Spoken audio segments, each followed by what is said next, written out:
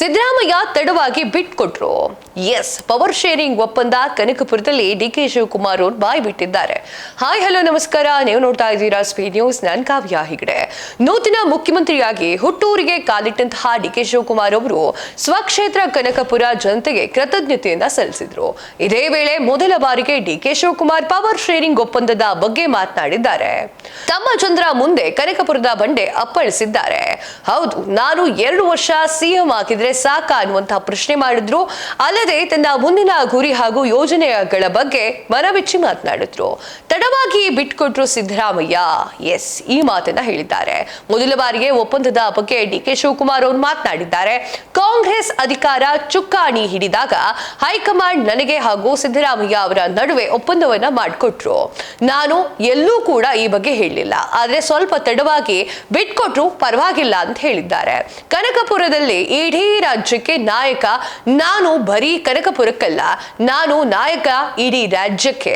ಮುಖ್ಯಮಂತ್ರಿಯಾಗಿ ಹಲವು ಕೆಲಸವನ್ನ ಮಾಡುವುದು ಬಾಕಿ ಇದೆ ಎಂದಿದ್ದಾರೆ. ಅಲ್ಲದೆ ಮೇಕೆದಾಟು ಯೋಜನೆ ಏನು ಮಾಡಬೇಕು ಅನ್ನೋದು ನೋಡ್ತಾ ಇದ್ದೇವೆ ಅಂತ ಹೇಳಿದ್ದಾರೆ. ನಾನು 2 ವರ್ಷ ಸಿಎಂ ಆದ್ರೆ ಸಾಕ, ನಿಮಗಾಗಿ ನಮ್ಮ ಮನೆಯ ಬಾಗಿಲು ಸದಾ ತೆರೆದಿರುತ್ತೆ. ನಾನು 2 ವರ್ಷ ಸಿಎಂ ಆದ್ರೆ ಸಾಕ, ಸಾಲದು. 2028ಕ್ಕೆ ಮತ್ತೆ ನನ್ನನ್ನೇ ಆಯ್ಕೆ ಮಾಡಿ ಕಳಿಸಬೇಕು ಅಂತ ಹೇಳಿ ಡಿಕೆ ಶಿವಕುಮಾರ್ ಮನವಿ ಮಾಡಿದ್ದಾರೆ. ದೆಹಲಿಯಲ್ಲಿ ಯಾವ ಸರ್ಕಾರ ಇರುತ್ತದೆಯೋ ನಾನು ಚರ್ಚೆ ಮಾಡುವುದಿಲ್ಲ, ಆದ್ರೆ ಇಲ್ಲಿ ನಮ್ಮ ರಾಜ್ಯದಲ್ಲಿ ಯಾರು ಅಲ್ಲಾಡಿಸಲು ಆಗೋದಿಲ್ಲ ಅಂತ ಹೇಳಿ ಡಿಕೆ ಶಿವಕುಮಾರ್ ಅಬ್ಬರಿಸಿದ್ದಾರೆ.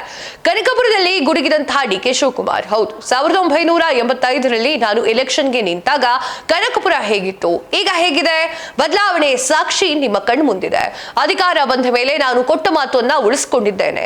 ಈಗ ನಾವು ಶ್ರಮ ಪಟ್ಟು ನನ್ನ ಗೆಲ್ಸಿದ್ರಿ, ಈಗ ನಾನು ನಿಮ್ಮ ನಾಯಕ, ಮುಖ್ಯಮಂತ್ರಿಯಾಗಿದ್ದೇನೆ ಅಂತ ಹೇಳಿ ಡಿಕೆ ಶಿವಕುಮಾರ್ ಭಾಷಣವನ್ನ ಮಾಡಿದ್ರು.